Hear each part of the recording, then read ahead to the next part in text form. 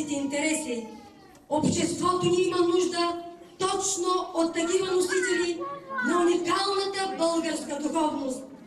Вие сте пазители на българското народно творчество и носители на най-скъпото наследство на един народ – неговата национална идентичност. Затова за мен е удоволствие да поздравя всички организатори и участници, благодарение на които е факт фолклорен спектакъл "Мало и голямо на хорото". Желая ви здраве, щастие и много житейски победи. С таланта и всеотдайността си прославяйте и занапред нашия град. С уважение, Марин Гавраков, областен управител на област Сливен.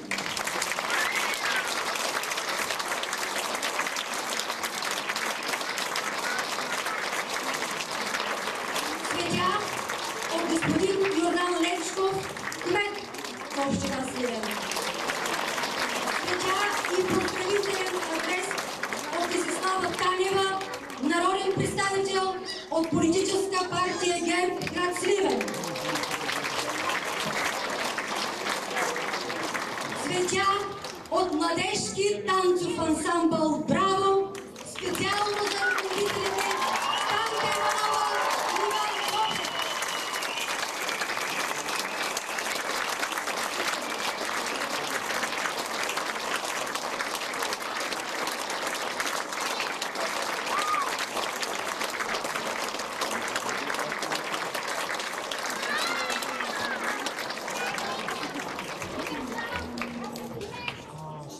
Цветя от господин Иван Петров, председател на Постоянната комисия по образование, наука, култура и вероизповедание, град Сливен.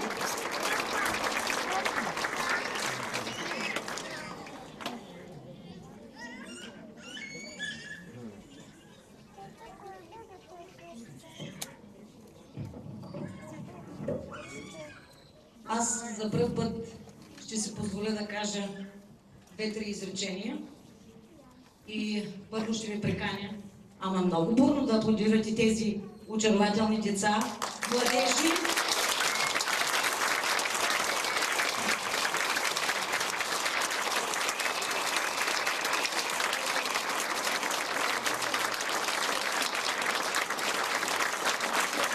Благодаря за което. Те са нашите деца, които отделят от свободното си време и уважението е взаимно. Нали така, милички? Смейте да кажете нещо. Така. Благодаря на институциите, на читалище Хаджи Димитър, на второ училище, на военен клуб и в лицето на нашия приятел и съорганизатор Маргото, която е страшен приятел, и секретар на читалище Хаджи Димитър, господин Тенко Делчев. Хиляди благодарности.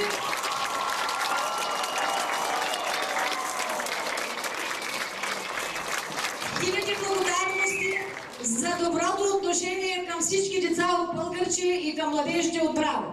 За причастие към всички прояви и на двата състава.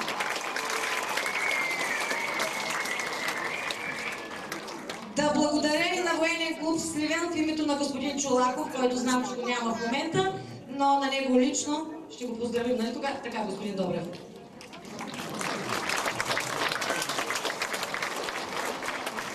Благодаря ви, че бяхте тук. Надявам се да сме ви доставили удоволствие този час и половина. Още веднъж благодаря. Поклон, милички, за благодарност към публиката.